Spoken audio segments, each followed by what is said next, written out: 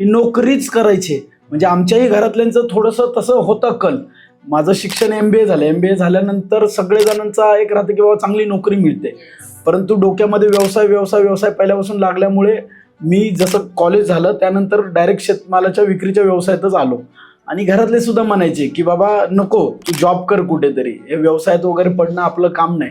वडील माझे गव्हर्नमेंटमध्ये bus driver होते ST मध्ये, त्यामुळे त्यांचा सुद्धा कल होता की नोकरीच कर. परंतु थोडं लहानपणापासून बघितलेलं, मनाशी ठरवलेलं आणि सवय एक अशी आहे लहानपणापासून की जे ठरवतो ते झाल्याशिवाय मग पाठी नाही हटायचं. खूप साऱ्या अडचणी येत गेल्या त्याच्यामध्ये. 2011ला पहिल्यांदा व्यवसाय चालू केला. 1.5 वर्ष तो चालवला. 1.5 वर्ष चालवल्यानंतर काही कारणास्तव तो काही दिवसासाठी बंद करावा लागला. परत 6 महिन्याचा गॅप घेतला, पुन्हा व्यवसाय चालू केला. तो 1.5 ते 2 वर्ष चालला आणि त्या दरम्यान लग्नाचं वय सुद्धा झालं. लग्नाचं वय झाल्यानंतर नोकरी नाही म्हणून मुली मिळत नव्हत्या. तर अशी काही मल्टिपल कारणं आली, लॉस झाला. ते सर्व कारणामुळे तो व्यवसाय पुन्हा एकदा बंद केला.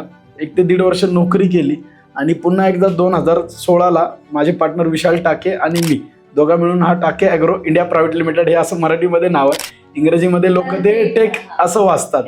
आणि 2020ला युवा किसान शेतकरी उत्पादक कंपनी, असं सोमनाथ जुगदर म्हणून आमचे पार्टनर आहेत, त्याच्यासोबत आम्ही तिघं मिळून युवा किसान आणि आता टेक ॲग्रो अशी ह्या दोन्ही कंपन्या आम्ही चालवतोय.